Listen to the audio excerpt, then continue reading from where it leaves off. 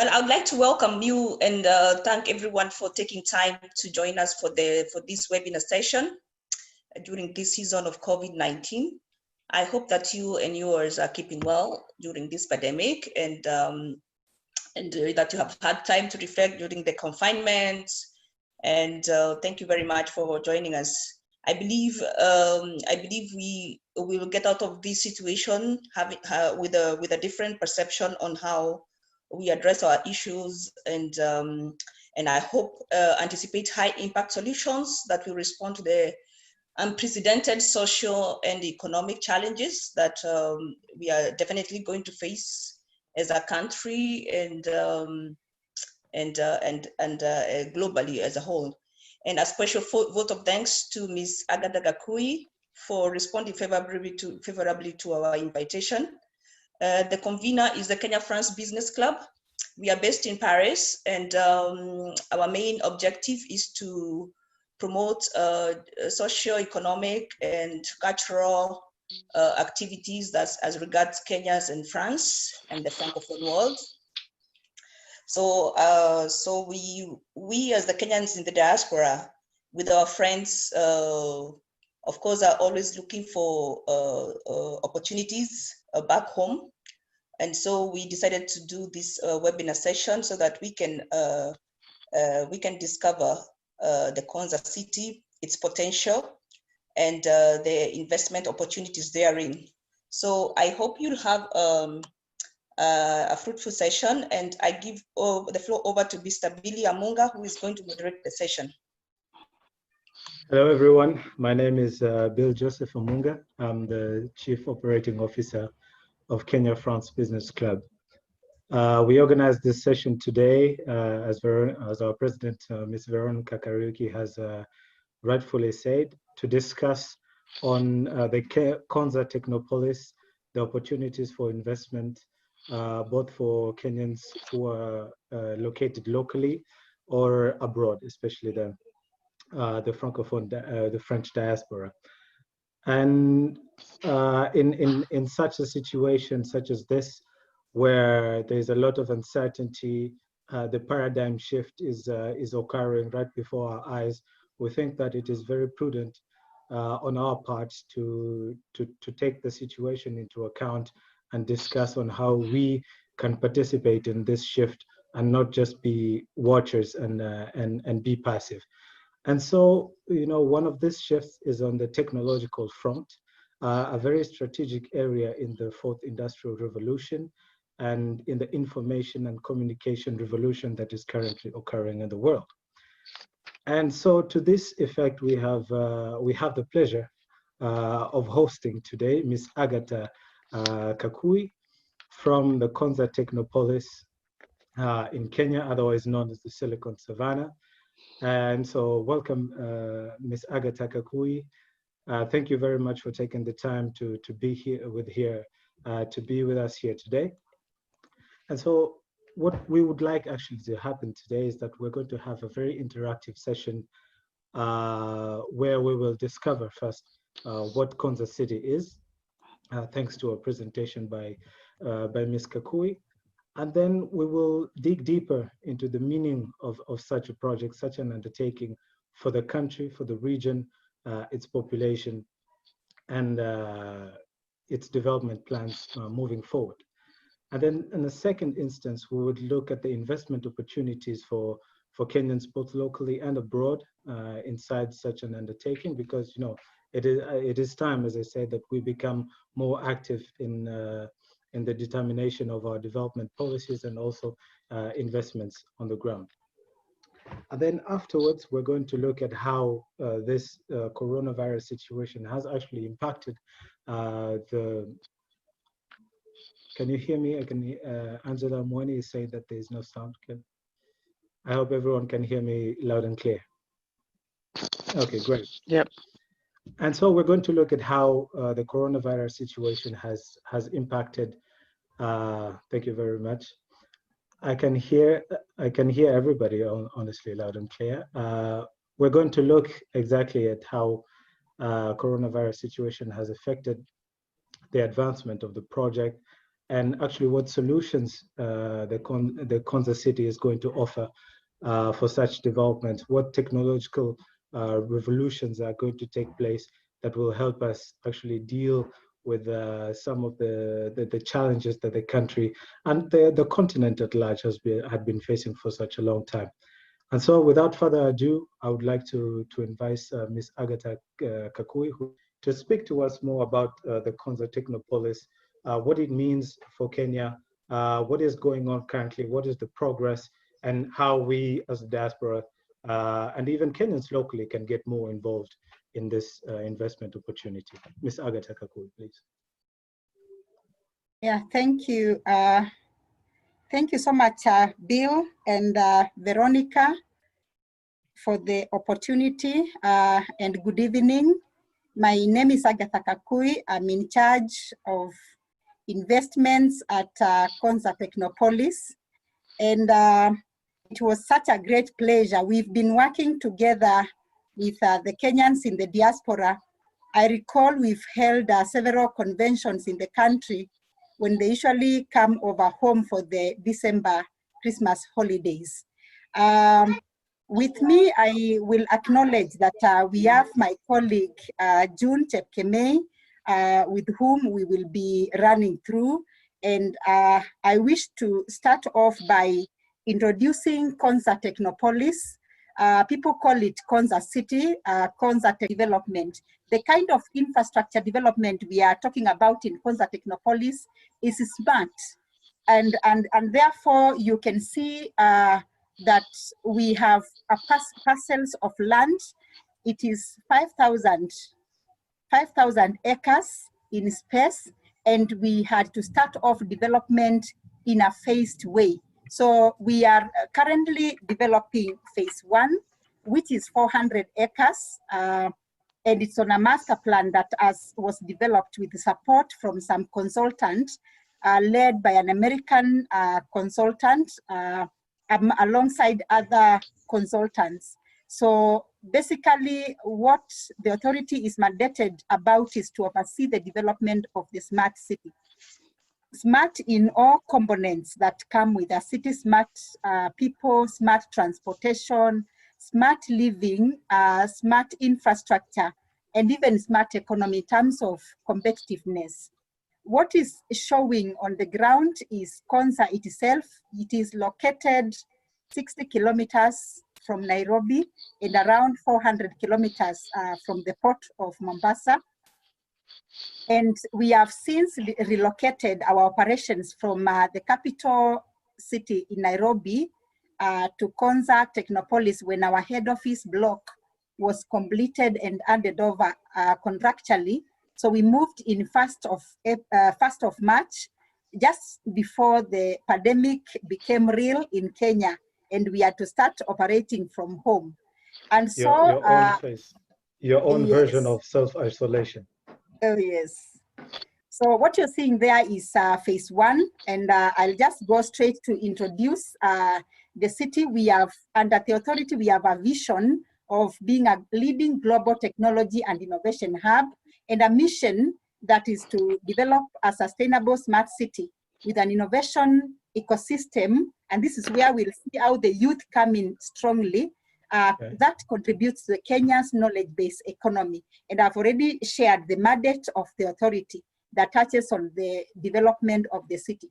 Now, we developed the concepts based on some key clusters that would bring the reality of the dream of the smart city. One of it being ICT, and looking at all the ICT-enabled services, that ecosystem that brings together technology companies into the city. And that is where strongly we operate under the Kenya's Ministry of ICT. And we are a technology company for that matter. We also look at engineering because of the aspects of the smart infrastructure and construction. We look at life sciences. This is where a lot of research is expected to take place in Konza. Research, education, health facilities, hospitals, and also looking at all that research that comes with human health. I'll give a background of how from 2012, when the authority was established. I should mention that before the authority was established, there was acquisition of land by the government, and a feasibility study was done in 2011 that gave certainty to the viability of the establishment of the city along the A109 road, that is commonly known as Mombasa Road. And so in 2012, the authority was established through a legal notice, that I have mentioned. And in 2012, the same time, the procurement of consultants that was led by an American company was onboarded to help with the development of the master plan. So we have a stitched band system of a master plan borrowed largely from the US. And we have done a lot of benchmarking to ensure that the city has a smart city index close to what other smart cities in the world have. And one of it, or rather the benchmark, was the Silicon Valley. And therefore the master plan was developed, and we are currently to implement, or rather implementing phase 1. Now, when the master plan was fully developed, approved, and accepted to Kenyan standards, we had the Master Development Partners 2 procured in 2014, mid-2014. Now, this is a group of consultants from finance, business aspects, engineering, architectural, and looking at the execution of the master plan and the execution of the authority's strategy at large. So this came into play, and we have been working closely with them. We since onboarded anchor tenants. You must have heard about Kenya Advanced Institute of Science and Technology, one of the research and development engineering universities that is coming to Konza, and development, or rather construction, is supposed to start sometimes this year, because we have already procured a contractor and the process is not yet completed. And so we are done benchmark trips and seen that most of the smart cities are anchored, are given some support by main universities. And this is where we had to onboard KAIST, modeled after the South Korea's KAIST. So we have KAIST in South Korea, we have KAIST in Kenya. So we have since developed the curriculum, since developed the architectural designs, and we are procuring a contractor. After that, we had another major milestone of infrastructure development. Initially, I would say that Konza was a savanna, a green land, just a parcel of land where it was actually a ranch. Next to Malili Ranch, you have Konza Ranch. And that ranch was majorly for cattle keeping. And so it became critical that this land would be demarcated to bring each parcel out. And in Konza, we sell parcels and basically not plots. These parcels range from 1 acre to 3 acres. And so this is where the government of Kenya entered into a contract known as EPCF. EPCF is a kind of a contract where the successful bidder comes to play with engineering services, procurement services, construction services, and financiers that come in that one contract. And so this went to Italy.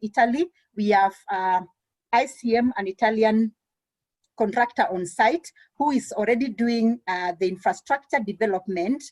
This is a contract of 40B Kenyan equivalent, but touching on other many contracts and giving 40% subcontracting to the local contractors in the country as per requirement.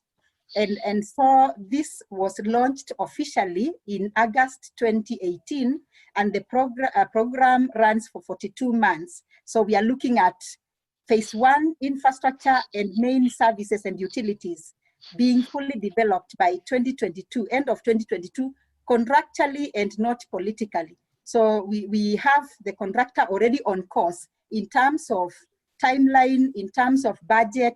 We can say we are on course on that. Goodness. And this gives us phase 1. You can see we have the 2 fields, phase 1 and the entire 5,000 acres on completion. We can say that being a Kenya's Vision 2030 project, we are looking at phase 1 infrastructure being completed by end of 2022. Then we move to phase 2 and we move to phase 3. Currently, we are about to undertake feasibility on the planning of phase 2. If you look at the phase 1, we have some bands and a lot of open spaces and pockets. The first band along the A109, commonly known as Mombasa Road, is a commercial band, which gives us the marketplace, where we have the offices, we have the shopping malls, we have the high density buildings. The next one is the technology band. We have a residential band, we have a university band, and we have a light manufacturing band. We can say clearly that we will not be undertaking heavy manufacturing in Konza because of the nature of the smartness of the city. Now, these bands will expand as per the master plan to the north of the parcels, to form phase 3. And when they expand downwards, southwards, they form phase 2. And that brings us to the master plan on completion, when it is fully done, how the city will look like. You can see there's a lot of open spaces in between the buildings and some pockets, which will give the city an experience of greening and recreation, which will be a good experience for the people working and living in Konza. We are looking at, on completion of phase 1 and even the entire development, we are looking at workers and residents, 70% working and living in Konza, 30% exiting at the end of a business day to the ecosystem. And the ecosystem stretches all the way to Nairobi. And that is where some infrastructure has been considered, like the meter gauge, like the SGR, spur line, the dual link of Nairobi to Machakos Junction. That was quite a big effort by the government to aid transportation towards the city. And so basically that touches on the master plan. If you look at the development focus for phase 1, we are looking at 400 acres in terms of built area. We are looking at 1.5 million square meters because we measure the buildings in terms of densities. A parcel could be 1 acre, but going up to 22 floors up. So we measure that in terms of the allowable built area. We are looking at 17,000 workers. I am glad to say that so far we have 1,000 workers on site. But the total focus for phase 1 is 17,000. And of course, people working and living with their families gives us a residential number of 30,000. The full development of the entire master plan will give us 5,000 acres, 200 residents working and living in Konza. The main objective of phase 1, and even as we expand towards the rest of the 2 other phases, is to promote world-class infrastructure, smart in a way that will attract investments in Konza.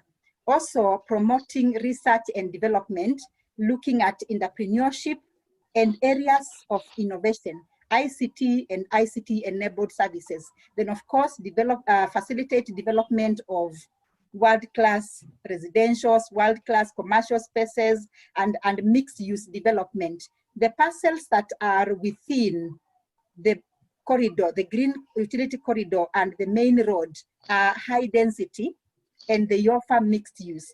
I should have mentioned that each parcel is demarcated and designed specifically and uniquely to accommodate a certain investment. And for that matter, investors fit into our master plan and not the other way around. So we get the interest of an investor or an investing company or a developer, and we fit them into the master plan, but with a range, of course, with a range of parcels to choose from, because we cannot have residents in the commercial band, residents in the technology band. We have all people living in the residential band, and that is where we have a mix of high-end townhouses. We have middle-class housing, and we even have a developer for affordable housing under the State Department of Housing and Urban Development. You should have heard about the Big Four. We are supporters of Big Four across the areas that the government articulated. So You can see once phase 1 is done, we are looking at 17,000 jobs. We are looking at a GDP contribution of 1 billion USD. And this is across the sectors. So this is the kind of impact in terms of employment, in terms of GDP that this city, and particularly phase 1, will give us in terms of the Kenyan economy. We are keen to develop phase 1 fully and achieve the set targets and objectives, because that will attract investments in phase 2 and phase 3 without too much marketing, without too much work. But for this, we can say that we are on focus to beat targets and also be on target in terms of every scope that has been outlined. So that is it on infrastructure. I can say that the contractor is on course, running up to 2022 contractually. We have investment opportunities and we have investors who have already taken up investments. One of the key... Ms. Kakui, could I please cut you short there? Yes. Before we get into the investment opportunities in Konza, thank you very much already for this phase 1 detailed report on phase 1 development. Maybe I would like to, our viewers, maybe to get a bit more understanding on what we mean when we say it is going to be a knowledge-based economy. What does that mean for maybe our viewers who would like to know more about how it plays into the greater sphere of the Kenyan economy, a knowledge-based economy? So thank you, Bill. It was conceptualized such a way that if the knowledge economy and innovation side is not incorporated in the overall strategy, then clearly the development would be a real estate development, just any other real estate. And for that reason, I want to request, as I had mentioned, Bill, we have I have my colleague June. I don't know whether June you are logged in. June?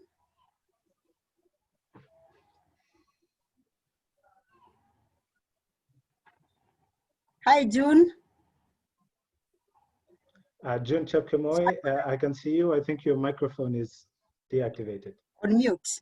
There we are. Okay, Sawa. June, you can take up the knowledge economy part, touching on the innovations and every activity that we have done, like in a minute or two. Yes. So I think the question was, how then can the membership benefit with regards to investment opportunities?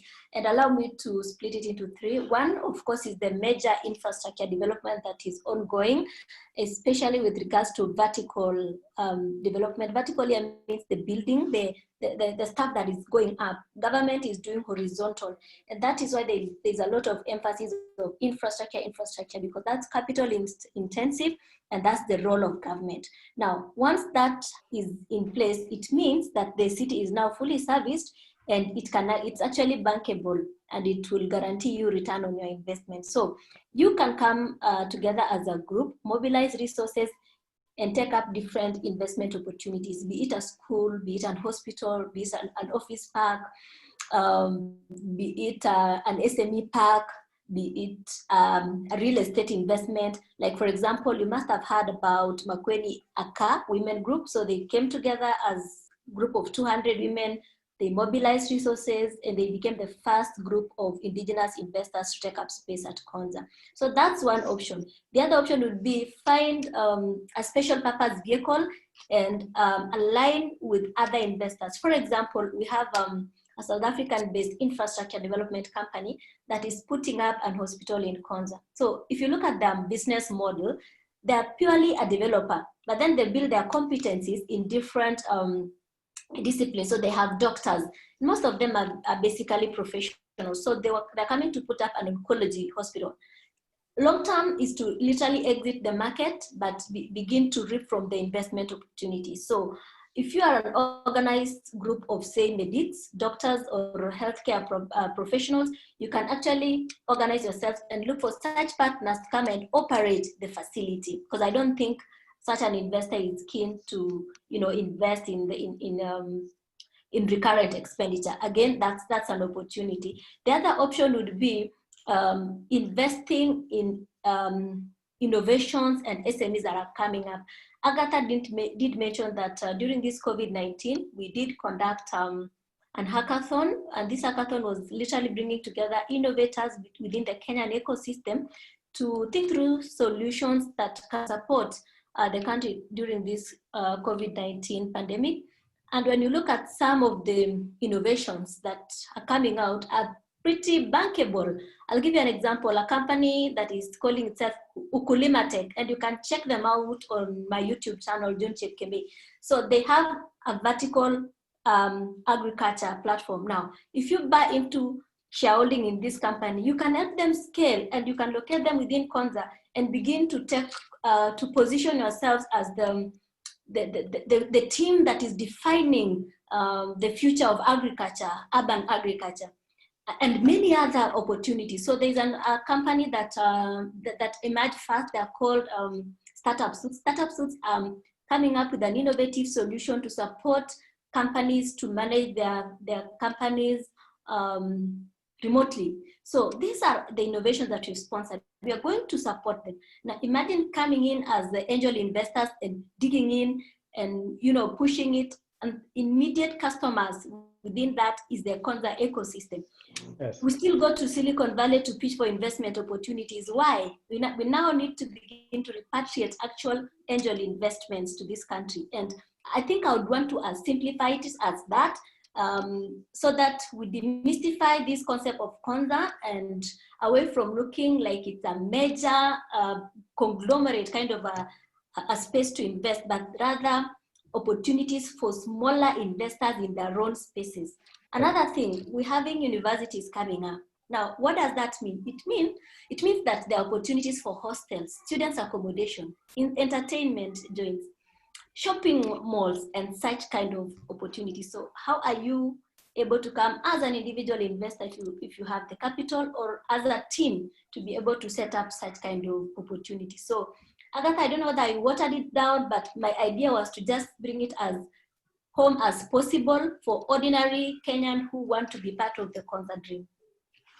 I think that's a wonderful resume on exactly how the Kenyans and especially individual investors can participate in such an undertaking. And I think that was the important part that we wanted to also underline on what kind of investments this is going to be, and also what kind of economy is being supported by such an undertaking, in that it is going to involve a lot of ideological businesses in the use of technology to improve business and business operations. And so, yes, that is such a wonderful bridge onto exactly where, Agatha, you were going on to, the investment opportunities. What kind of companies are going to implant themselves in Konza City, and how can the Kenyan abroad, who has maybe a bit of savings or is earning a bit extra every month, going to develop their wealth, grow their wealth through investing in such a project? What are the incentives, especially for individual investors?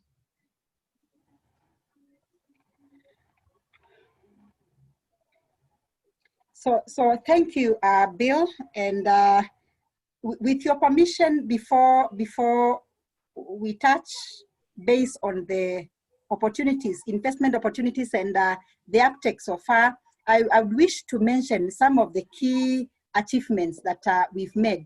We have shown you the infrastructure position, because from a master plan point of view, you can see how much has been developed. You can see the utility tunnels, you can see how the parcels have been demarcated and they are being built to tarmac level in a smart infrastructure way. We have a national data center that the government of Kenya has located in Konza. This comes with the fitting of the city with smart city facilities. And so the government of Kenya, through the Ministry of ICT, entered into a commercial contract with Huawei Technologies, and the data center has since been established. And so we are working critically on phase 1 smart city facilities. We have also anchor investors, as I did mention about the KAIST, the university. In terms of power, Ketraco has mobilized and started their development in Konza to locate a 400 kV power station or rather substation in Konza. The kind of electricity or power reliability that we are looking at Konza is that will be provisioned with the support of KETRACO, and we are also looking at green energy. We have set aside a parcel for solar farm. We are also having some guidelines per development that gives us green renewable energy in each and every building as per the standards.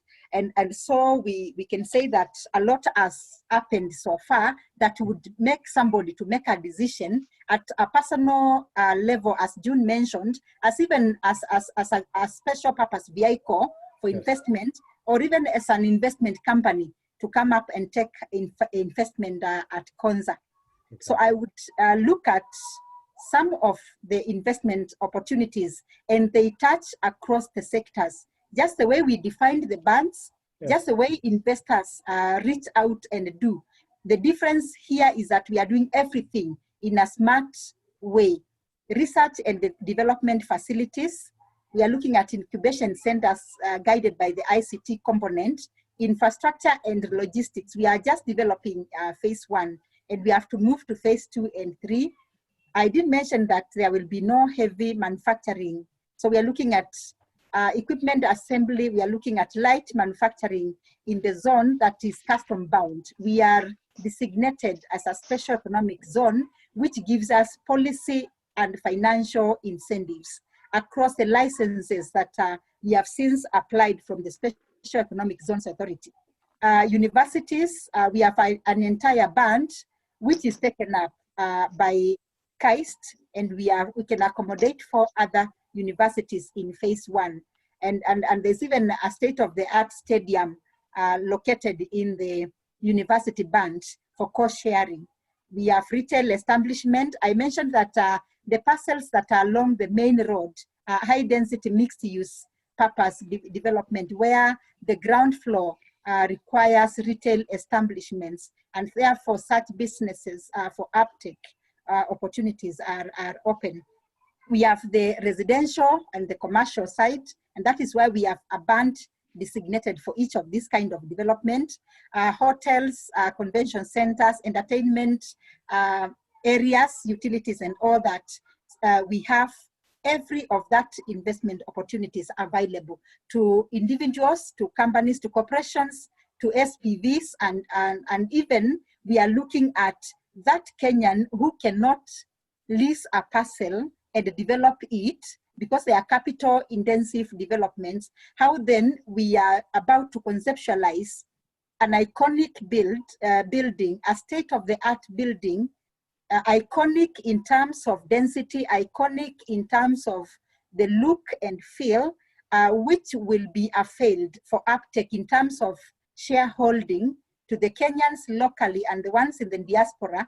And for this reason, the Kenyans in the diaspora has been our key focus and our key consideration as we conceptualize that iconic building, so that when an individual is not able to take up physical development, they can be able to buy a fraction just in form of shareholding to own. We are looking at that building that will define Konza, that if anybody is driving along Mombasa Road from far, you can see the building. We will have that conceptualized and sold out when we have our annual convention of the Kenyans in the diaspora that takes place every year in December. So we will be updating you as time goes by.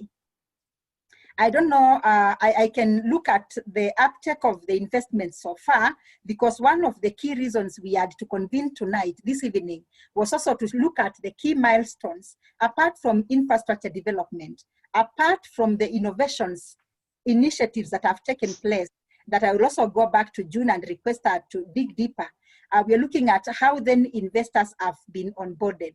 And I can say that it has been easier to market Konza Technopolis internationally to most of the investors internationally than even Kenyans locally. I think Kenyans are usually not desperate for land.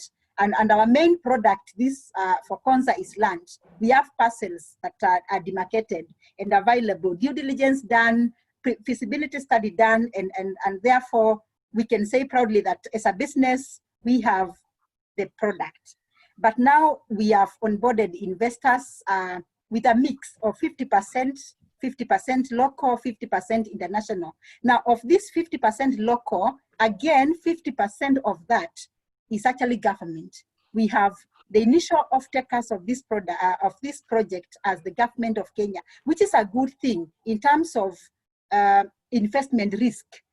Okay, well, investment is a risk on itself, but the government has taken the initial risk to put a lot of focus in terms of infrastructure and even locating the head office building from where we are currently working. We have the National Data Center, which is a government project. The KAIST, the university, still is coming through the government of Kenya. And now we have onboarded from the private side an oncology hospital, and this is of international standards. It's being developed by a South African company. We have some furnished apartments. We have some affordable housing. The affordable housing program is, the developer is an American, and so we also have technology companies and energy developers of the solar farm. So we have a mix of 50% Kenyans, 50% international investors. And yet our CS is usually very keen on having uptake of phase one by the locals, the Kenyan investors and the developers. And that is why our key focus to the Kenyans in the diaspora is to request to take up investment in Konza, even to market Konza from the areas, or rather from the zones from where you operate. To yes. we have so far an uptake of around 40% in terms of acreage, because out of the 400 acres, 165 have been issued out, and that gives us an uptake of around 40%. In terms of the parcels, the 400 parcels, again, we are at a slow takeoff at 27%. And so this is basically on the uptake. We have some amenities like schools. We have a secondary girls and boys. We have private primary schools. We have parcels for government public schools, both boarding and day that can be taken up. Bill, I don't know whether you have a question or anyone to that effect. Yes, indeed. Actually, what I wanted to focus on right now, apart from exactly what investments have already been undertaken, is what are the challenges that you are now facing in terms of selling the project? Especially, you put up the question of land, in that, Kenyans are rather skeptical about buying parcels of land. Just from observation, it has been noted that land has been a rather sensitive issue in Kenya. Would you say this is one of the challenges facing your investment, and how does one circumvent such challenges? Over to you, June. Indeed, it's land is a very sensitive issue, and one of the greatest challenges that we face as a project is actually misconception. Okay.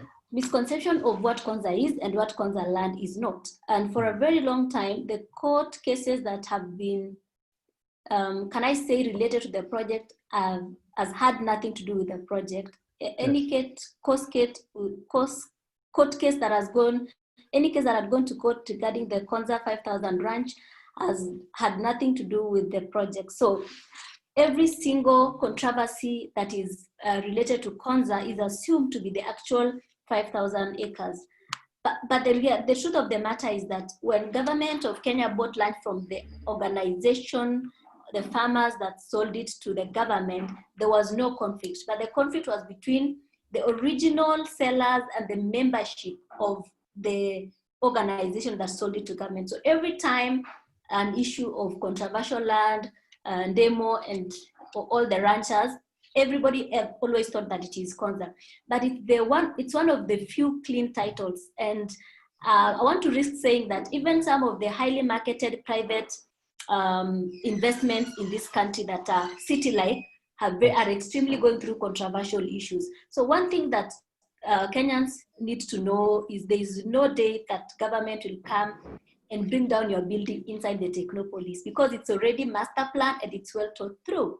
It's just same as Nairobi City. You've never seen government bringing down buildings in CBD, Westlands, or Upper Hill because it was designed that way.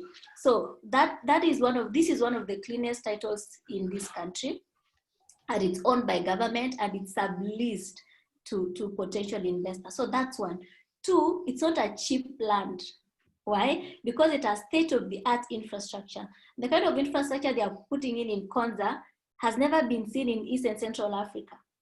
All right, except Egypt. Okay. Yeah, yeah, except Egypt. So we are actually competing with the global cities. Now, when you consider the actual cost of settling in Konza, ideally with settling in Westlands, Nairobi, it would be very expensive to settle in Konza because in terms of long term, it is a very competitive city. Now, the way it's been master planned, more or less gives more weight and value to major developments. And so Kenyans are used to plotty. Yes. 50 by 100. That kind of a thing. You'll not find that in Konza because we give the built up area. So what we do is we approve your investment inside Konza. We don't approve the parcel of land that you need. I'll give an example. The laws that guide the establishments of schools in this country requires that you need a minimum of 12 acres of land to build a school in Kenya legally. But when you come to Konza, we will not give you 12 acres of land. We will approve your actual build-up space, and then we will tell you that for the additional spaces that you need, like a park, that park across your facility is free for your use. It's co-shared. So you actually get what you really need and not just land for the sake of it. So it makes it very difficult for Kenyans to understand the difference from leasing a built-up space and buying land, because they want to see shamba, plotty, title kwa jina yangu. You see that one. And so we've been also working with banks to ensure that the entire 5,000 acres is bankable. So that if you are developing and you need a loan, we'll tell you, go to KCB, for example. We have an arrangement with them and they will take our title as a security because we've already taken you through due diligence and we believe that your investment is adding value. The third part is that when we are evaluating your investment proposal to us, we don't give you land because you have money. We give you land because your dream, your plan confines with the dream of the city. So you might be a billionaire with serious money and you want to do industrial manufacturing in Konza. We will say, no, thank you. Go to Naivasha Industrial Park or go to, so again, that understanding on the niche, the uniqueness of this project is also a challenge for developers. And one of the challenges that it will never be mentioned, and I did not mention in this meeting, is that the way Konza was sold from the word go, it was sold as a city. And so Kenyans expected high-rise buildings. They wanted to see a Dubai coming up. But the reality of the matter is that we are an ecosystem. And so our value proposition is ability to interact with ecosystem, both physically and virtually. Meaning that if you are in the innovation space, we'll be able to connect you to Tel Aviv. Smart city, the startup city. We'll be able to connect you to Moscow, in Russia.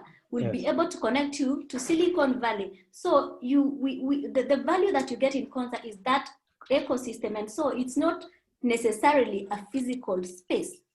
And explaining that to Kenyans for them to understand that model of investment has been a challenge. The other challenge is that as a government-backed project, and given the history of our country, it's assumed that we are always mad in conflict and corruption. We are glad to have been one of the few projects in this country that has not been touched with regards to mismanagement of funds. Yet we have over 100 billion worth of investment by government so far in our project. Apart from the perceived initial challenges that faced the acquisition, which I've already clarified that it had nothing to do with the transaction between GOK and the sellers of the land. So what does that mean is that unless you've done business with government, you will not understand the value of investing in a government-backed project. One thing that I keep telling people is that anything that government has put in their medium-term plan, usually, irrespective of how long it will take, it is done. As long as it's been put in a medium-term plan of the country and has been budgeted for, however underfunded it is, trust me, it will be done. It might not be done in 5 years, 10 years, but it will be done. It has to be done. So Konza has to happen. Will it be ready by 2030 as it had been envisaged? I mean, all of us will have to, but the project has commenced and it's ongoing. What is the other challenge? The other challenge is ability to, train Kenyans to invest through special purpose vehicles and to conceptualize projects and not go for the known. We are very quick to say, tafuta ploti, jenga manyumba, uza, rentisha. Helping Kenyans to understand that they can actually conceptualize project and sell it in paper is a challenge. Yes. At times, just being seen as a group of professionals who've thought through the idea and being able to send it out there for investment opportunities is not a culture that we know as a people. So we are only used to, what is in that? How many square feet? What floors? Can it be a hotel? Can it be? Our traditional approach to investment has been a greatest challenge to push in this project. Okay. So that's how I would put it in the simplest way possible. That's why, if I can resume for our audience, is that the model of investment is more project-based. It's more of a project investment than just speculation or even acquiring land and then putting up a business whenever you feel like it. And so it is the project that has to go through approval before it is validated and open for investment. That is my understanding of it. And so the nature of project finance or projects in general is that in its financing, then you bring in a whole lot of stakeholders, who come up together to make up this special purpose vehicle to make the common investment.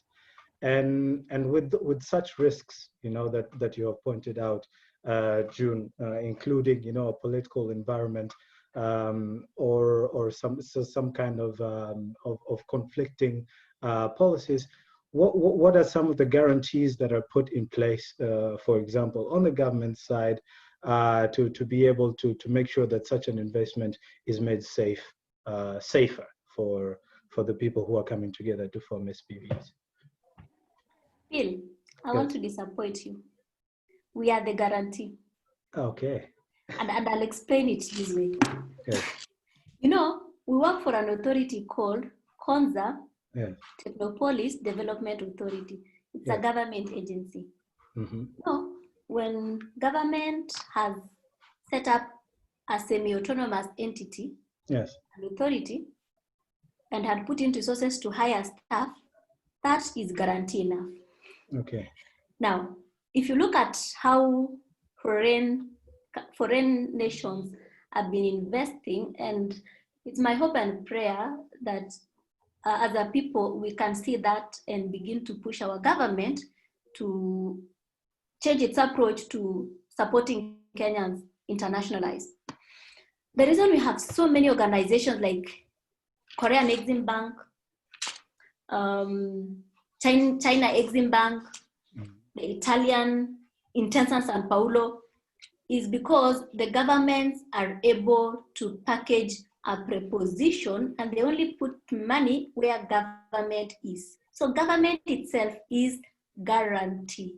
I'll tell you the truth. There is a scramble for Konza at a governmental level by external countries.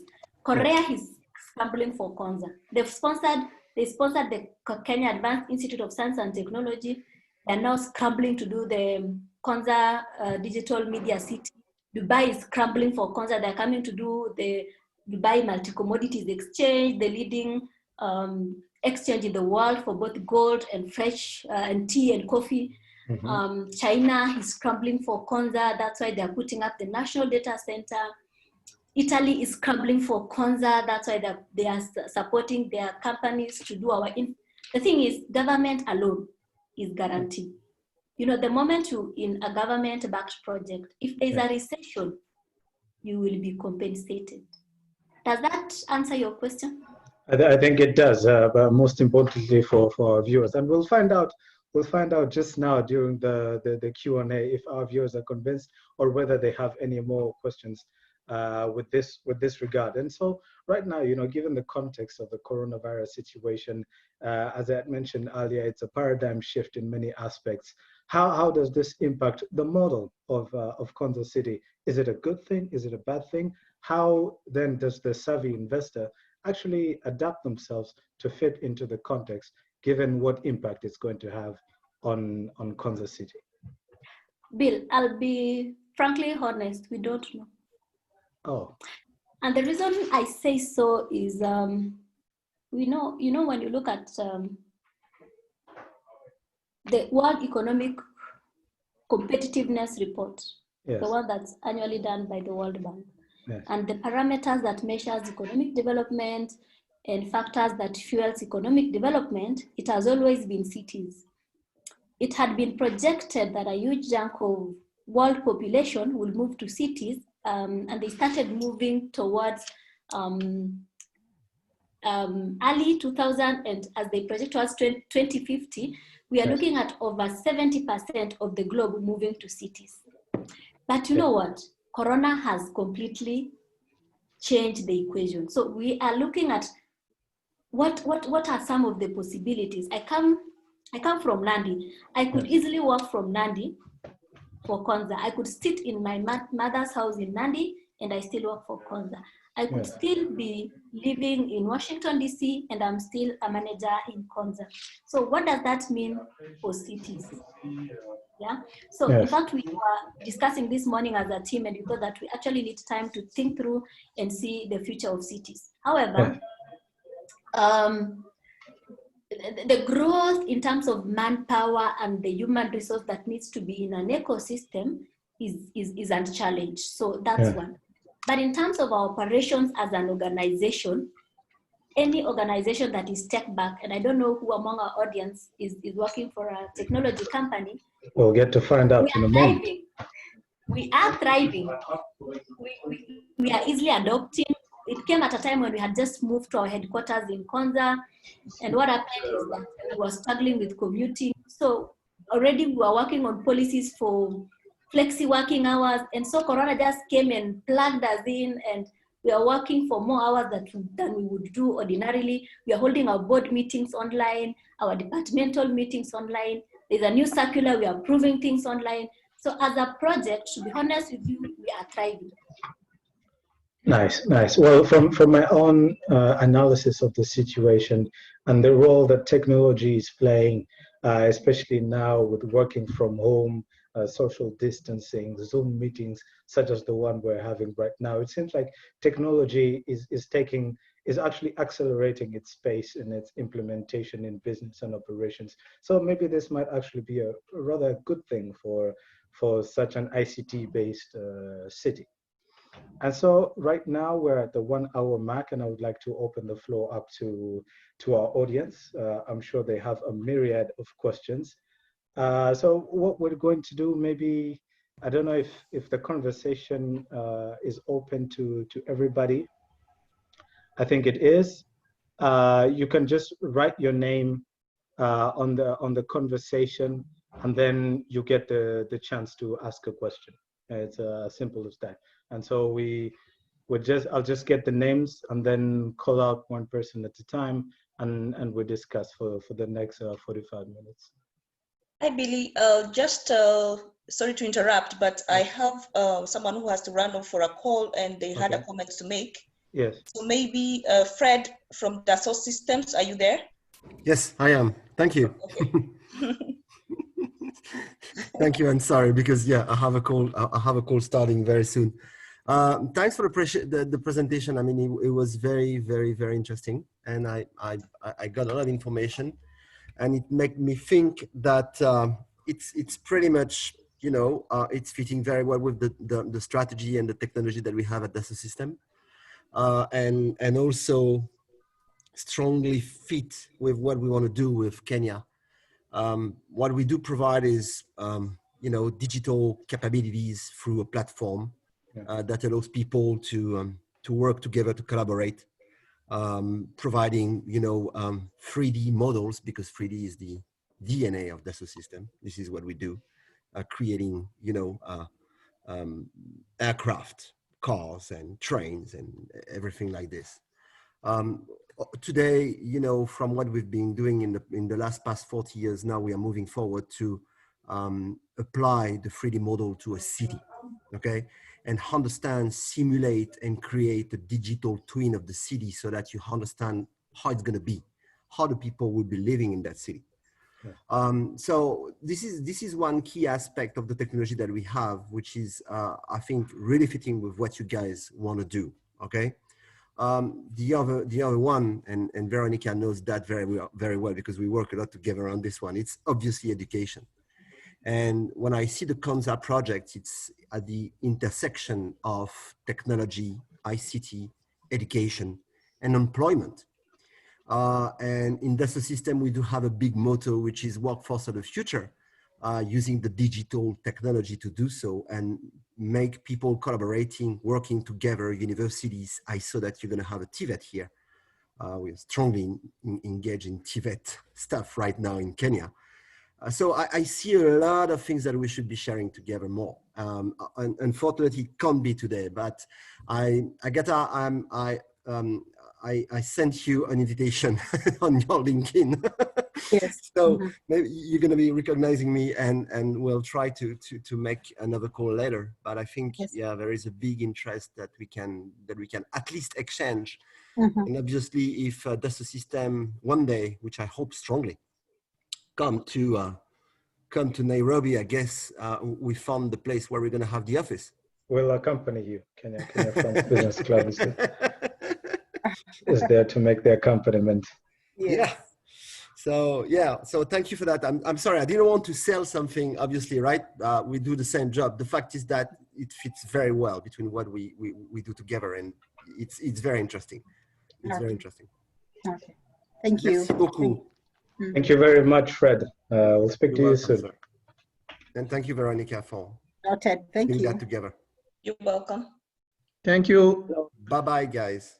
Goodbye. Bye. Thank you. Bye-bye. Bye. Hello. Yes. Hello, this is Nehema Mutinda. Yes, you have a question? If I may ask. Yes. How many parcels do you have in phase 1? And how many have been taken up for investment? Are you through? Yes, I'm through. Thank you. Thank you, Mutinda. I hope you're keeping safe. We have 145 parcels on a 400-acre piece of land. Okay, the built-up area, or rather the total demarcated parcels are 145, covering 400 acres. Now, out of 400 acres, kindly mute your system.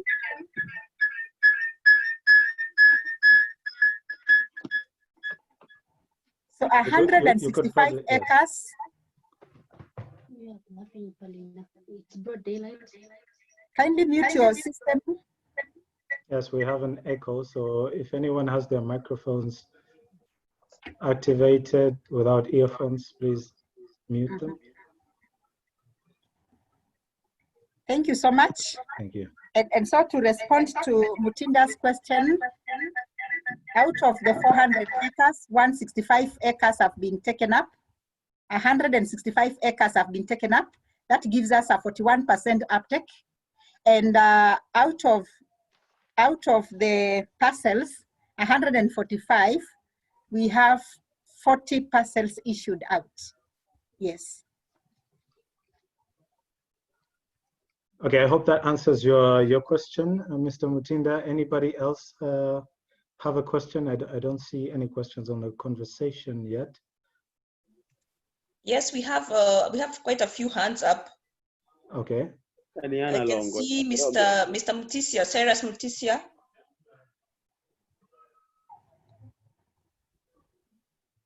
Thank you. Cyrus Mutisia. Cyrus, go ahead. Yes, we can hear you. Yeah, but my concern is on the mention of the already started infrastructural support, like the dual carriage to Machakos Junction, yes, and possibly the railway line. Now, looking at the entities that are beginning to scramble for Konza City per se, my interest is about the very local economy per se, being highly agricultural. Yes. And these are some of the concepts that we may really need to run with, that even the locals begin to get a very basic benefit as we begin to look at the greater project in perspective. These are concerns. Okay, so I think maybe if I can rephrase, is it really the impact that the projects are going to have on the local communities in terms of I don't know, maybe it's economic stimulation? Is that it? Precisely, because okay, there has been several mental models where at every phase there's imagination of what is likely to be coming. And I like what is happening now because everything is coming clear and people are getting really well framed. Yes. So I was imagining like looking at the local economy as keys. What is this great benefit that the locals can begin to tap from? And by what extent then are the infrastructural developments like the dual carriage and the railway line that is supposed to be on board, how can it be of help at the very inception level, being that Konza City is around a highly agricultural level? And even two, before I finish, under the COVID environment and Konza being technology driven, are we likely to be seeing a renewed government goodwill and impetus to make the city a reality? Okay. Ms. Kakui. Okay, thank you. Thank you. I don't know whether to start with the COVID question. As you please. But let me start off by the implication, the impact of the city. And I can say at the developmental stage where the city is, we can say it is currently a construction site. And that is why part of the mobilization of the contractor who is at site took like 1 billion to mobilize. And so we currently have 1,000 workers. And out of these workers, 70% are drawn from the local area. And that is why even when we have the curfew and we have the roadblocks directives by the government, the city is still up and running. Operations of that city are going on because most of the workers are drawn from the locals, the local Machakos, Malili, Machakos Junction itself. And we have a good mix of 57% male and 43% female. We have had most of the workers being ferried to their areas at the end of a business day. I would say that the impact is real on the locals. 30% are the technical staff, the engineers, the architects, and even the expatriates, because we still have people from outside the country running the project. So that is one.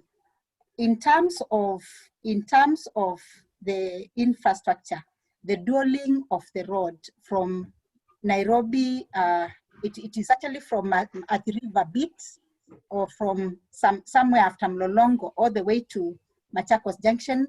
That was a focus that was put in by the government to promote transport. There used to be huge traffic around at river going to Konza.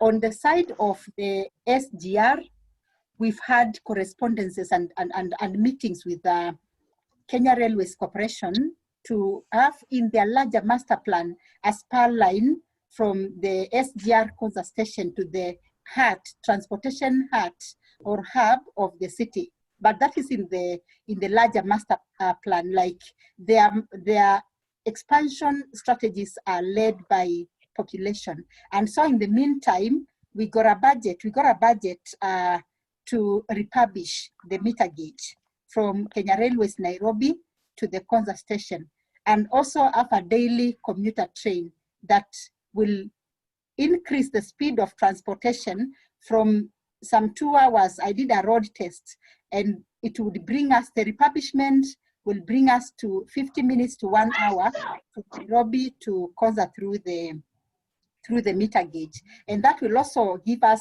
daily transportation of workers, of businesses as the city grows, and even give some vibrancy and traffic to the city. I don't know whether I've answered your question, Cyrus. On the side of the COVID, I would start by saying that, as I earlier indicated, Konza is a technology city, and this pandemic became real like 2 weeks after we had relocated to Konza, to our head office building. And since that time, operations of the city has not stopped. Physically, the contractor and the employees are working from the camp and feeding and staying in the camp. We are working remotely from home, and it has been easy because of the video conferencing, the Skyping, and all these ICT enabled facilities. We have since started off setting up video conferencing facilities in 3 ends, one in Konza Technopolis, another one in Keninvest. Keninvest, because of investments coming to Kenya and investors wishing to locate their operations to Kenya, and particularly even to Konza, and another one in Ministry of ICT. So this is the kind of support that the city is giving to the rest of Kenya. We've also established, as June indicated, a call center in collaboration with Kenyatta National Hospital. We have a call center that has been established in KNH, and we have supported infrastructurally, and even hosting support the same. Maybe June, you can add something? Thank you, Agatha. I think, generally speaking, economic integration, both locally and abroad, has been either promoted or interfered with by infrastructure development. Now, when you look at Nairobi as a county, and the neighboring counties like Machakos, Makueni, and Kajiado, that integration of the urban life and the impact of development of Nairobi city and the rest was not feasible. Why? Because of that barrier, infrastructure barrier. SGR alone has had a huge impact in terms of even job creation. Now, we are talking about as an infrastructure project that at the moment is employing over 1,000 staff. Every single day, we have 1,000 people inside Konza city. These are not the core Konza staff, but the community around Konza who are already working there. So you can begin to tick it off. When we were celebrating Women's Day a few weeks ago, we did interview about 4 women within our project who do not work for KODA, the authority, but for our contractors. And 2 of them are Kamba ladies who are operating machinery. That tells you that the community around is already benefiting. Now, we have to feed those people. The contractors, or let me say the food suppliers within the Technopolis themselves are already from the community. When we host our events within Konza, we have to buy food. We normally buy from a small town called Malili. So you realize that the vibrancy in Malili has grown as a result of the city. When you come to the junction, which I learned the other day, that's called Chumvi with a K. I don't know why that is the case. There's already growth. The cost of living has already improved. The cost of a rented apartment, or say a building within Chumvi, is already high. Those are some of the indicators of economic growth. the city will attract highly skilled manpower. Highly skilled manpower are highly net worth individuals. These highly net worth individuals are high spenders. So it means that the region will start hosting luxury shops, luxury schools, luxury recreational facilities. And you can imagine the impact of that. For the longest time, and I need to check the recent economic statistics, Kabete was the richest county, or rather not county, the richest constituency for the longest time in the history of Kenya. Why? Because of its proximity to Nairobi. Kiambu is very rich because of its proximity to Nairobi. So futuristically speaking, you'll start flagging Machakos rising as some of the richest counties, Makueni, Kajiado, courtesy of the city. So different now. In terms of government renewed efforts, I don't think renewed is the word, because like we mentioned, already over 100 billion has been committed by government. So 17 billion for the data center, 40 billion for the infrastructure development, about 12 million for the university, just but to name a few. So you can see the efforts are there. But when you look at the city holistically, the government investment is even auxiliary infrastructure. And I noticed that Engineer Mutua, Engineer Kips, one of our colleagues, is here. But you realize that the A109 is the Nairobi-Mombasa highway, already is bringing impact. So when you have an interchange there, you are building a completely new economic center. When we are dwelling the standard gauge railway, like the meter gauge railway, like Agatha is saying, we are shortening the travel time between Konza and Nairobi. And already the Konza-Katumani road is already tarmac. So people can easily live in Machakos and they work in Nairobi, and it makes their lives easier courtesy of the train that passes through Konza. So I don't think it's possible to discuss economic impact in isolation, but rather in its totality and how it impacts the community around Konza. Okay, thank you very much, June. I can see Ngay Katumo, who has a question. Ngay.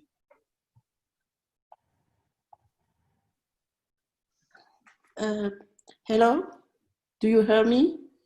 Hello. Yeah. Yes, I'm Miriam Whaley. I've got a few questions. Maybe I missed some information, and you can stop me.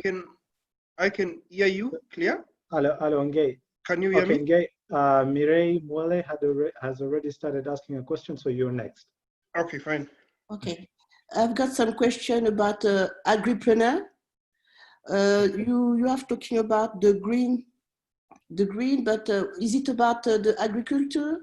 And what is the connection in about this Konza city and the Nairobi, about plane, about the transport? That is my question. And about local economy, I've got some idea. I've got some proposition of partnerships, and I would like to know after what I have to, or I can send you that. I finish. Okay, did you get the question, Agatha? Not got. Hello?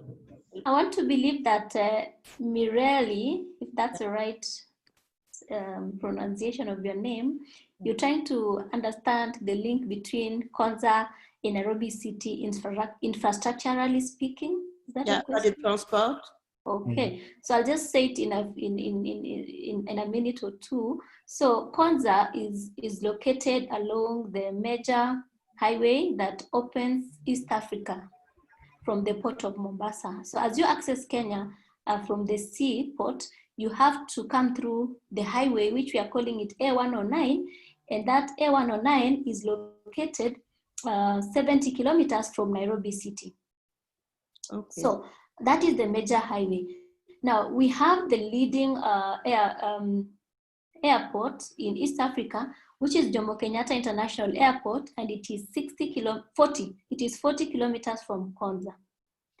Now, beyond the road and the sea and the air, we have the a new railway line that was constructed by the government of Kenya. It's called the Standard Gauge Railway, that is about a few kilometers from the city itself. And we have an old railway that was constructed by the colonialists in the late 19th century, and maybe not 19th century, but during the colonial period, and it's also about 5 kilometers from the city. So in terms of access, I live in Nairobi, I work in Konza. So I hope that answers your question. With regards to your investment proposal, I'll ask you to send to Kakui@konza.go.ke or konza@konza.go.ke, and I'm sure, Bill, you can circulate that. Okay. Yes, sure. And Yeah. what about the agripreneur? Yes, she had asked a question about agricultural investments on the green So within spaces. Konza, we are pushing what we are calling urban agriculture. So want to find creative and innovative ways of feeding the population within the city. But I had mentioned that we just completed an hackathon, which was an innovation challenge, and some of the innovations that came through was vertical agriculture. Vertical agriculture is the ability to grow your vegetables in your balcony. So in other words, just saying we are ripe for different approaches to urban agriculture. Okay, thank you. Okay, Gay Katumo. Yes, now I can hear you, and I hope everybody now can hear me quite clear. So my first question is about the individual investments, because I think the whole concept of the techno city is quite highly financially involving, and that's why it's becoming a government to government thing. Now, and I also realized that the people are kind of investing now outside the corridor of the city, that is in Malili, and also in the Chumbi area that you've just said, Jen.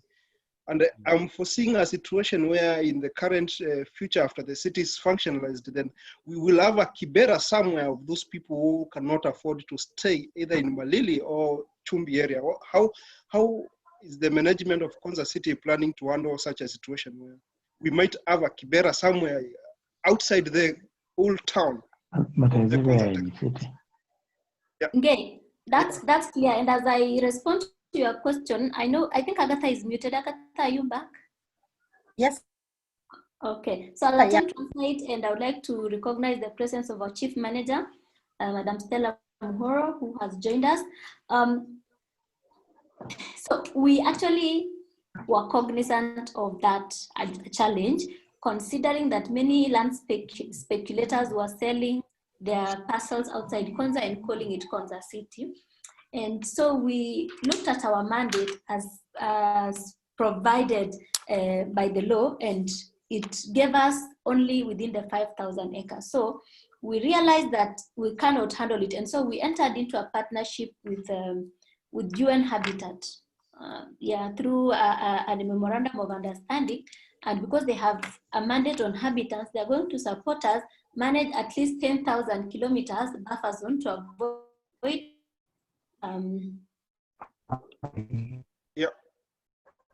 to avoid the proliferation of slums. And we're also working closely with county governments.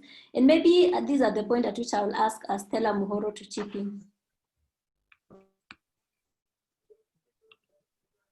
Hello, can you hear? Thank you, June. Yes, maybe just to reiterate on what June has said, we are very conscious of the probability of what the question that was raised was speaking to, which is that because we have a boundary of the city beyond or just around the boundary, which is outside of our direct control, we might have developments that are not planned and that could impact on the value of the city. So in recognition of this, the instruments that set up Konza City actually demarcated about 10 kilometers, I think, around Konza on all sides, asking that this area also be a controlled area. So in terms of the legalities or the instruments, these are already in place. However, you know that Kenya is a country that really does respect private property, and we would like as much as possible to work with the community around to be able to project the big picture that is the city. Because the success of the city really will be of direct economic benefit to those who are around it first and foremost, because the city with all those inhabitants will need to be fed. The city is going to need development of provision of services. The city is definitely going to need all the social amenities, supermarkets, other services, recreational areas. Of course, there will be people who will want to live outside of the city and work inside the Technopolis. So these are all possibilities. And it is actually in everybody's best interests, including the land.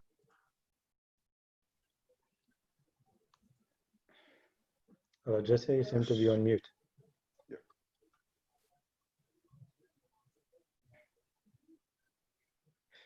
I cannot hear right now. Anyway, I can ask another question probably. Sorry, she's back. I had muted, yeah. So we are really working with the communities and the counties to really form partnerships, and because we realize that we are all on the same side here. What is good for the city is good for the area around the city. So the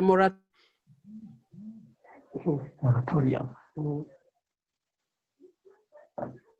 You seem to be back on mute, Jesse.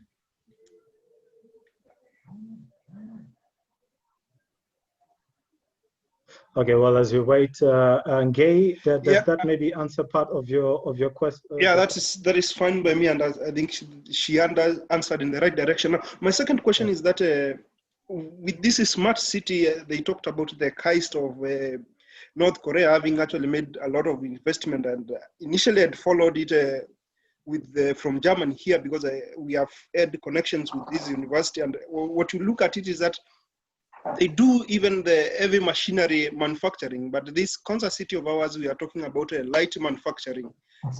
So can maybe some of either who are listening explain to us the kind of light manufacturing that we'll be having in Konza city? Please, that's my question. Thank you. Okay, last question from Gay there about light manufacturing, and then next we'll have Enoch ask another question. June, maybe you'd like to elaborate. I don't know whether you can hear me because my screen just. Can you hear me, Bill? I can hear you. Yeah. Loud and clear. Okay. I think everyone as well. I don't have visibility, but yeah. So there's a component of specialization. Yes. When you are getting into an investment or a project, you want to be known by something, and we are building what you're calling it a sustainable smart city. So when you talk about sustainable smart city, we are trying to avoid aspects of pollution and support the fights against climate change. So we opted not to focus more on heavy manufacturing. And just a point of correction, it is not North Korea, but it's actually South Korea. I mean, that's a very interesting political statement right there. But if you look at the history of Korea, South Korea as an economy, the reason why they were able to leapfrog the challenges is because the US, through Stanford University, actually supported them to establish the Korea Advanced Institute of Science and Technology in the 60s. And it was a strategic institute of national importance that was supposed to help the Korean economy, who at that time was even poorer than Kenya, to grow. And they focused on higher education, postgraduate, to utilize intellectual capacity of the highly educated Koreans who were in diaspora. They were literally brought back to Korea to support with the economic development. And so you're able to trace the history of LG to KAIST Korea. You're able to trace the history of Samsung to KAIST Korea. You're able to trace the history of Hyundai to KAIST Korea. And that brings your question of, but that the elements of car manufacturing and all that is hardware, is heavy manufacturing. We are on softer aspects of it because remember, we are a tech city, but you're also technologically enabled. So if you're able to demonstrate to us that your heavy manufacturing will be technology-led and will have less pollution, the harmful gas emission and all that, you might get space, but we are not building another industrial area in Konza. So aspects of chip manufacturing, let's say even the robotics and such kind of stuff will have space in Konza, but heavy industrials will not. And if you look at Kenya, there are many industrial zones in this country. That particular component is taken care of by the Naivasha Industrial Zone. So I think it also enables not only specialization, but interrelation. So you can have a component of research of an heavy manufacturing company in Konza, but the actual manufacturing of those components is happening in Naivasha. Does that answer your question? Hopefully, yes.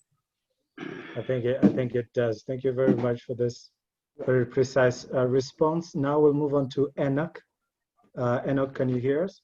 Yes, yes. Thank you, Billy. And thank you, June and Kakui. I don't know if she's still here with us. I was not here in the initial call, so maybe I missed a few things. I'm going to ask my question nonetheless. June, if you can tell me simply, you talked about the opportunities for Kenyan diasporas. I want to ask a simple question.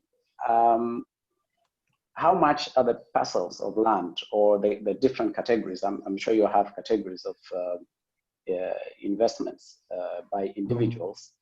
And if the costs of these investments are sort of favorable to Kenyans in diaspora, or we have to pay the same tariffs as the international investors. Third question is, what are the modalities of payment and securities for people who live in the diaspora? Because I will not be able to to travel to Kenya all the time to check on my investment and things like that. What guarantees do I have, apart from what you said about the government having invested in it and that being the guarantee and that? What are the tangible, the specific processes, so to say, that we have to go through?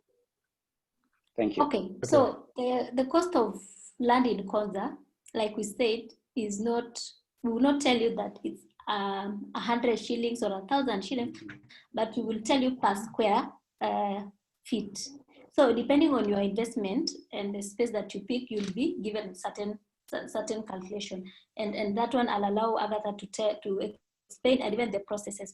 And I hope I'll be able to make you thank me for something. I think I love your t-shirt.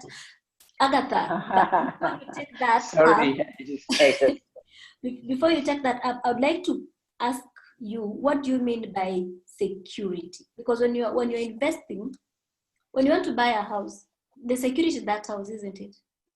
So when you ask for security, what are you asking for? What's the question? Oh yeah, you mentioned about if you wanted to go to a bank and buy and take a loan or something like that. But I'm talking about a situation whereby diasporans are not in Kenya, they are away.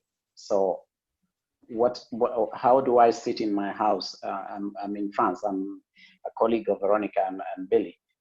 If I'm here and I've made an investment in Kenya, because as you said, we know Kenya, anything can happen anytime to somebody's investment. So I'm thinking Konza. John is laughing. I think it's because she had been very adamant about her response on state guarantee on investments. Yeah, so if you can kindly elaborate on that. June, at the expense of I'm looking for a polite response. It's at the expense. No, you don't of have to be polite. Yourself. We just shoot it straight. but I get what you're saying. So unlike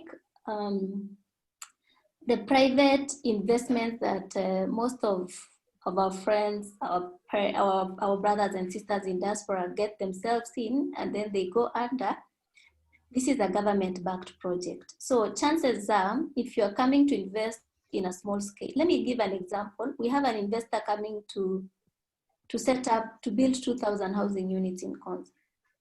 Chances are that investor will be selling them. So by the time we give them land, they have demonstrated the capacity, we've done due diligence, and we have already, we've satisfied ourselves that they can actually develop such a property. So that already we are the security again, because we've deployed resources, our lawyers. Agatha is the manager in charge of investor facilitation. So we do thorough research before we give any firm authority to invest within Konza. So it means that if you are buying as a third party, for example, you are dealing with people who've been vetted, in short. Now, if you are coming as a person, and you'll go through that vetting, and Agatha will tell you we've had over 100 applications, and sometimes we only approve 1 or 2. So the process is really thorough.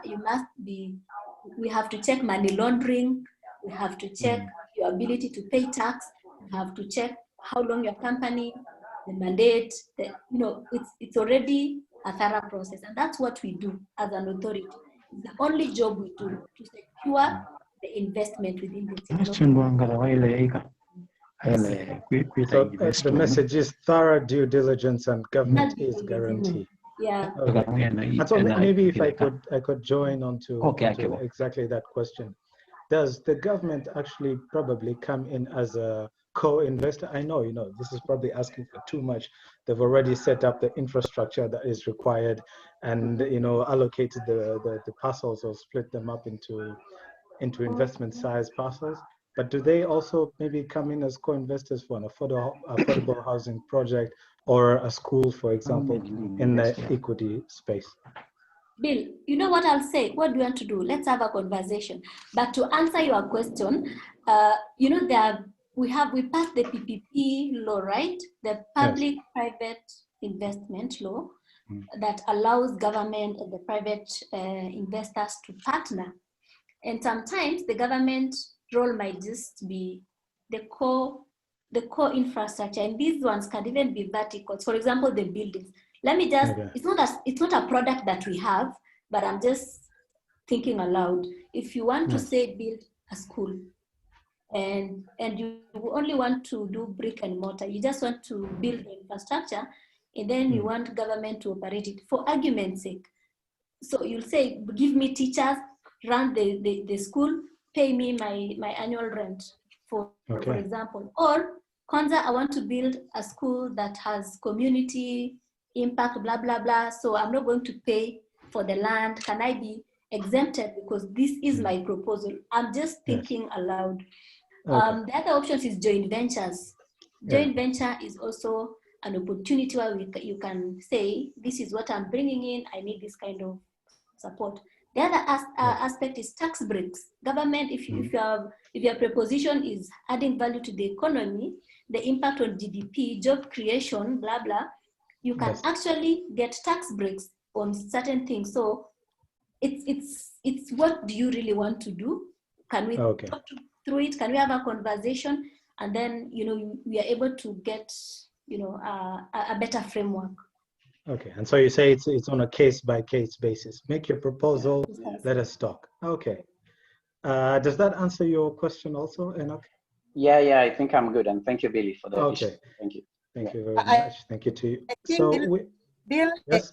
The pricing and answered. No. We can't hear. Hello? Agatha, we can't get you very well. Really? I think that this question on the clarification as we child area allowable each has design that gives us minimum meters of the density and so it's like 900 shillings square meter. So, Agatha, it's breaking up. We can't really hear you. We only get breaks. I don't know. Yeah, I feel like I'm missing a very valuable point also. I think so. I think so. So you can get us pretty well, can't you? Yes. It's probably a connection issue. Yes. Okay, sorry. That's why we need such developments, to strengthen the connectivity in the country.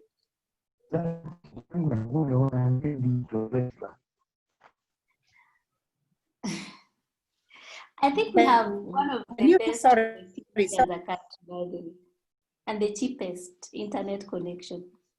Oh, really? Bill, do your research.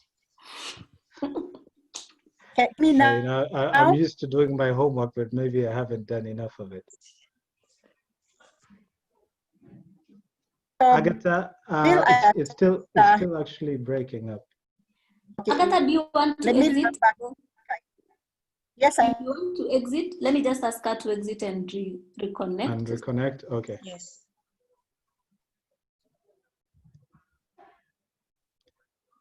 But my honest opinion is actually it's actually a wonderful project. I've been following it for some time, actually, right? June. So I think it is something worth looking into, and technology is definitely the future. So as diaspora, we should be able to come together, make proposals, you know, create this kind of SPVs among ourselves. I think we have more than the necessary expertise to be able to put in place whatever is required. We have financiers, we have engineers, I think we have computer scientists. Hello, Agatha? I've asked Agatha to reconnect and connect. Okay. As she's coming back. Maybe I could just, we don't like talking the numbers, but for the sake of Enoch, so that he can thank me, we do 954 shillings per square meter. So you have to get your architect to do preliminary designs and give you the square feet, and then you're able to do 954. So you might be building on the same land vertically, but your facility is more expensive than someone in a smaller land horizontally. But if I was to speak the Kenyan language, you can easily say 8 million per acre. Does that? Okay. And this space is closer to the commercial or to the residential, or where exactly? So the entire concept is a mixed-use facility. So you'll always find something. I remember it's an unmotorized city, so it's very related. So you may not even have prime area. We don't have prime area in Konza. Ebra is prime. Okay. Okay, as we wait for Agatha to come back, maybe John Kimani, you can ask your question. But I think we all want to hear what Agatha had to say on the question that Enoch had asked. So while she comes back, maybe John, you can ask your question. John Kimani. Okay. Hello, everyone. Hello. I hope you can hear me. You can hear me? Yes. Loud and clear, John. Yes, Chairman, we can hear you. Okay, thank you. So my question builds from Enoch's question. Is about the land. I just wanted to know, like, if the property is government leased, is it leased, or you can buy and get your own title deed with your name, or if you're doing as a group, if you can have a title with the name of your group, or if it's leased, or you can get, you can own the piece of land with your name on the title. Thank you. So the answer is yes. You can own it as established. So the government leases is out, and short term you can do 20, 50, 99 years, depending on what you want to develop in that land. And when you get a lease, you're given a lease. Even Nairobi, the whole of Nairobi is leased actually. You don't, though you get title, but it's a leasehold. That is why there is renewal of the lease every after the expiry. So it's actually a leasehold. We haven't had a chance of individual, unless you're a highly networked individual, because you can imagine if, say, for example, you need 8 million for argument's sake for the land, and you want to pump in maybe another 100 million for the development of the area. So we've never had an individual application. But yes, you can get a lease as an individual, and you get a lease in your company name if you're applying as a company. You can get a lease in your special purpose vehicle if you're coming as a group. And at a personal level, I wish to really encourage Kenyans in diaspora, especially from the Ukambani region. You need to come together as a group and look for an investment vehicle, pull the resources together. It adds more value. It's more, you leverage different expertise, and there is more, value and return on your investment than individual approach to investment. However, those who have serious bank accounts will be willing to get it in your name. Okay, thank you very much, June. Peter Karichu, I know you've been waiting for quite some time. Are you there? Okay, it seems Peter is not with us anymore. Angela Mweni, last question, and then we'll close.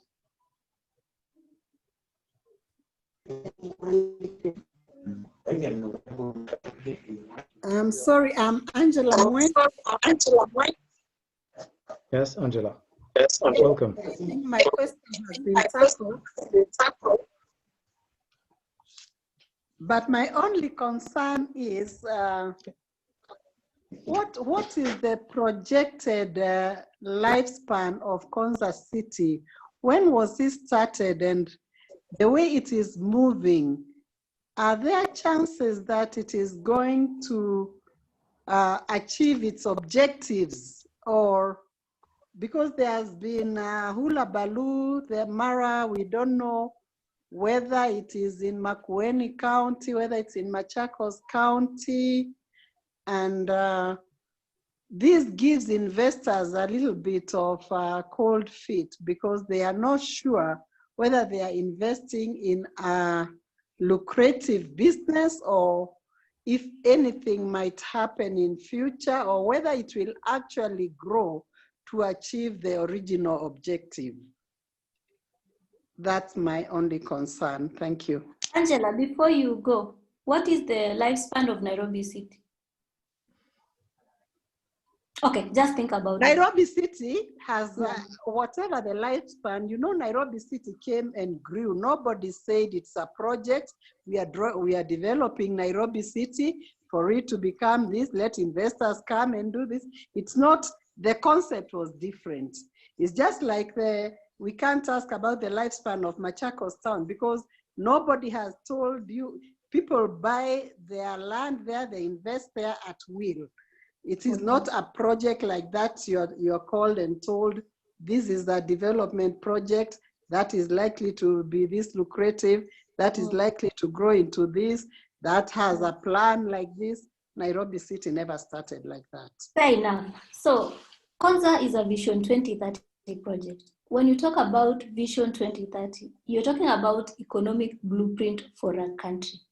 And I started by saying maybe the way it was sold from the word go was one of the challenges that we faced, because as a Vision 2030 project, it simply tells you that within now and 2030, this is the focus we want to give.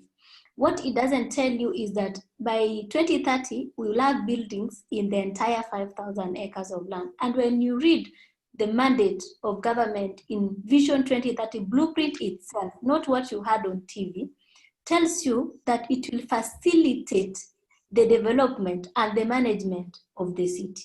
Now, facilitating the development of the city involved setting up an entity that will manage and run the affairs of the city. And if you can tick it off, you will say, indeed, Konza Technopolis Development Authority is an entity that exists and it has been developed. First lifespan ticked, right? Number two, it will support development of infrastructure that will attract investors to the city by 2030. Has it been done within the timelines? It's yes and no, because maybe the entire 15,000 infrastructure needed to have been done, but the first phase, which is 400 acres, will be done by 2022. Tick. Move to the next one. So you can easily project the infrastructure development that is government-led, but you may not necessarily project the uptake. For example, maybe after this webinar, we'll have Bill, Enoch, Angela, John saying we're going to take up 10 parcels of the 144, or you simply say we want to take 40. You see, that's private investors, and the speed of uptake of private investors can only be can only be incentivized, maybe through infrastructure, through tax breaks, through name them, through different frameworks, rather than a timeline basis. So I think as we interrogate projects, we may also want to understand what Vision 2030 means. Now, if I take you back to similar projects globally, I'll pick one outside in Istanbul in Turkey. It was conceptualized in 1978. By 1989, it was still a field. By early 90s, first building had been built. By early 2000, the second building had been established.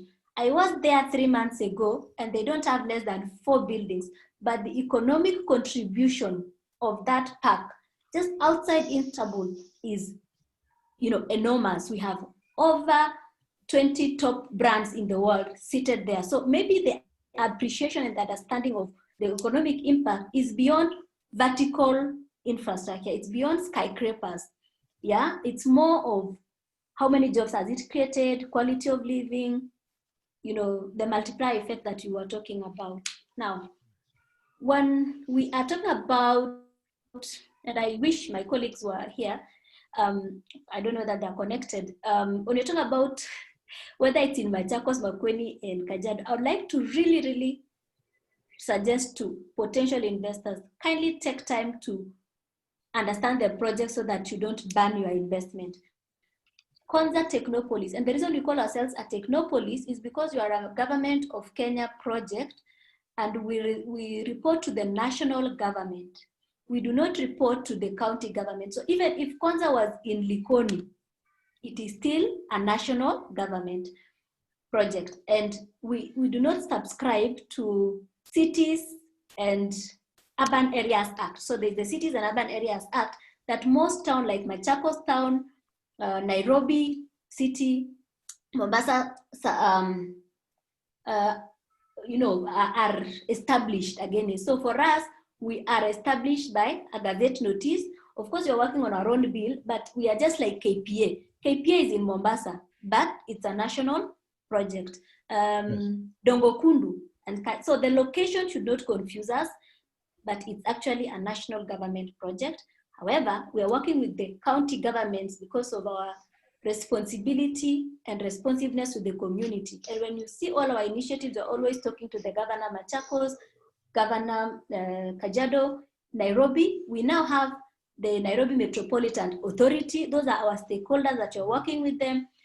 So yeah, so that, I hope that answers your question, but we may not even say that by 2050, the entire 5,000 acres will have skyscrapers. It can be shorter or it can be longer. Angela, does this answer your question? Well, it just leaves me where I was before I asked, but it's okay. Okay, maybe with time, some of these things might get more clear, because that's why we're here, to have such discussions.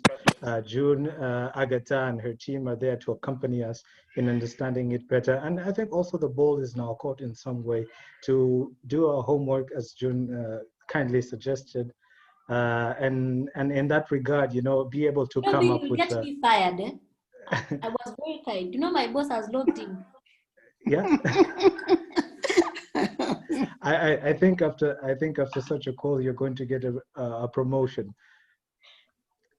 So I think the ball is in our court, to also understand and be able to propose investments that we ourselves would like to undertake. And I think, as I said before, within ourselves, we have the required expertise to be able to structure it in a way in which each and every one of us can be able to participate through SPVs. I think Veronica also had a question. Veronica, do you mind asking a question? Yes. First, Peter, who had to take a call, had some questions, so he asked me to ask for him on his behalf. Okay. What he wanted to know is if you have prospectus, either downloadable or on PDF, that have a listing of prices, but I think you mentioned that you don't have. I hope you have them. The other thing, I don't know whether it's a question, is for example, a group of like a diaspora circle maybe that in France, do you have a minimum capital that you need to have in your bank account for you to qualify? Number two is to know, for example, if you wanted to co-partner or to do joint ventures, how do we go about it? What's the process? Do you have an office where we can look at projects where we can say, okay, we want to partner with this project for possible partnerships? Do you have, maybe you could explain, you'll explain the modalities after. I think Agatha was supposed to explain that. And yes, and the other question I wanted to ask is Konza Technopolis, as Konza as development authority. Are you also looking, do you have projects that you are implementing? Are you looking for investors to inject capital? I mean, apart from, I mean, to partner with you, apart from the individuals or the companies coming in as investors? Those are my questions. I would like to suggest if Agatha or Stella are in the call, they can interrupt me because I can't see them, but I will attempt to start with the last question. When Agatha was presenting investment opportunities, there was an aspect of Kenya building, for example. So we are able to conceptualize a project and put it out there for investors to come and be part of it. So, for example, yeah, I can see Stella is in, so I'll allow her to say that, but let me finish this. The Kenya building is an iconic building that we are hoping to push it out there for Kenyans to feel part of this project, just like the same way you'll have KICC. But this time around, we want Kenyans to come and be part of it. We are actually looking for a team that can drive that. So if your team can pick that up as a project, we'll come and sit down and say, so how does it look like? Who does what? Do you want to take it up entirely privately, or do you want government to be part of it? So it's a conversation that we can have. Now, we have another initiative like the Digital Media City. When you look at the aspects of the Digital Media City, the government, through the funding from South Korea, will only focus on the infrastructure part. But the actual commercialization of the Digital Media City, for those investors who want to come and do content production, gaming, and blah, blah, you see, that's already an opportunity, and it sort of comes in as a almost like a PPP, right? Though it's not PPP. We're also conceptualizing, and I wish Anna was in, conceptualizing a concept on a pharmaceutical park. We've just started thinking through it. Now, if there are investors who are keen in aspects of pharmaceuticals, what role are you bringing in? What can we do for you as government? Those are ideas that we can begin to work it through together. What else haven't I said? So even a school, we are looking for an investor for a school and such kind of a thing. But I'll allow Stella to sort of jump in and try and fill in the gap. Stella, are you in? Yes. Yeah. I'm in. I joined the Zoom meeting, and for some reason they allocated me a name that is not mine. So that's why when you look You're for me, Jesse now. Yes, I'm Jesse, who is my son. I don't know how that happened. Probably his my account. apologies. Yes. Now, maybe to just maybe add on to what June has said, Konza is a technopolis. It's a city that is distinct by itself. When it was set up, it was actually given quite a bit of autonomy in terms of, it is self-regulating. For example, when you look at the standards that govern Konza, look at the building standards or the standards that you have to meet, these are locally, internally generated standards. They are not standards from any other city or any other county. They are locally for Konza. So when you want to invest in Konza, do not be afraid of the issues that had surrounded the initial issues that came around its location. Its location is Konza. Konza Technopolis is located in Konza. It is distinct and it is sufficient in itself. It is not subject to any other legal or other, I don't call them encumbrances, but it is subject to its own, it determines its own destiny, so to speak. Of course, there are the normal universal laws that apply to the entire country. For example, the national NEMA requirements, the requirements, of course, about business, the requirements about taxation, of course, subject to the other things that, initiatives that are there, like the special economic zone. But by and large, when it comes to like CES and that, anything like that inside of Konza is determined by the Technopolis itself. So we neighbor the three countries. We say we are at the intersection of the three counties, but we are Konza. Konza is in Konza. So I think if you come across that question, the correct way to put it, as you make your investment decision, is that Konza is actually in Konza. Now, if you have an investment idea, we are open for discussion. As you have heard, it is structured in a way that is case-by-case basis.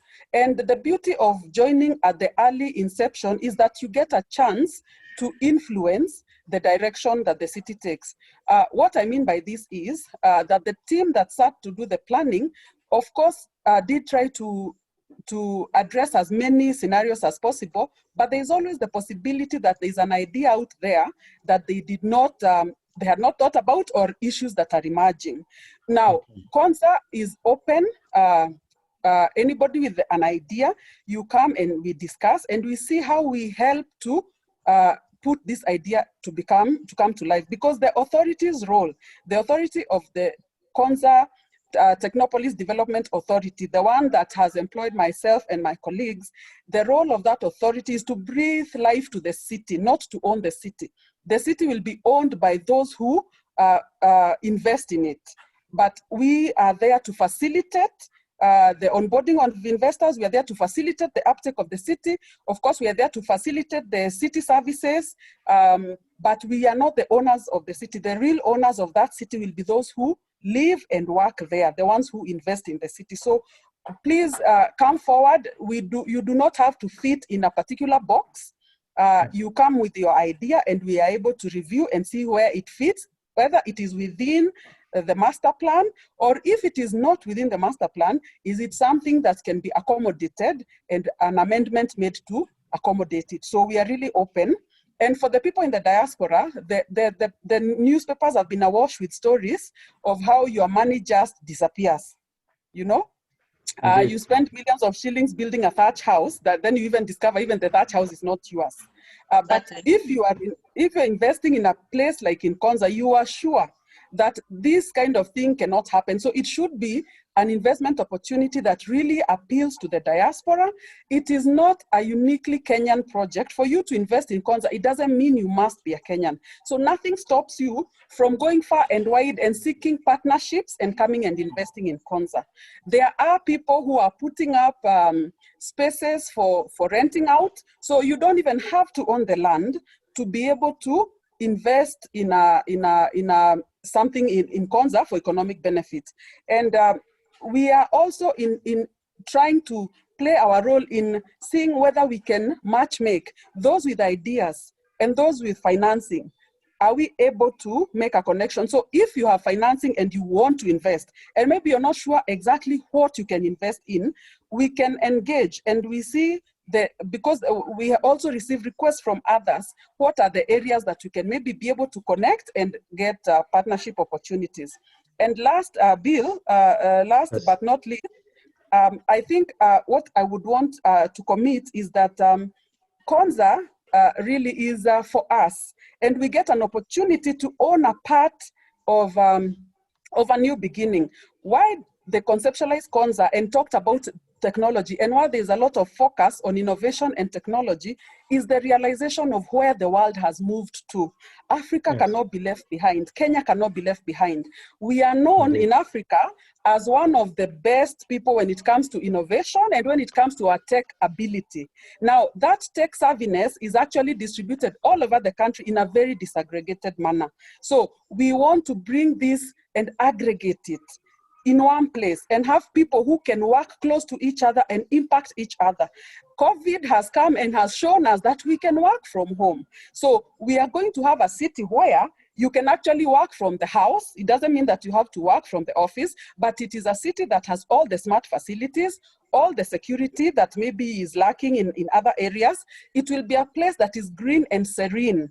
If you look at the aesthetics that are embedded into the city, it is so serene that it is to stimulate your creativity and also that you enjoy your life, because the demarcation between work life and the home life has become a very, very thin line. So what I would say is that COVID has actually accelerated or helped us to be able to demonstrate what we say when we say that we are putting up a new city. It is not a city that follows the path of the old cities. It's something that is totally separate. And what we say there is that we want a place where you live, you work, and you play. And we are playing our part to make sure that the infrastructure is there, the fundamentals are there, and then you can come in and now populate the city and own it.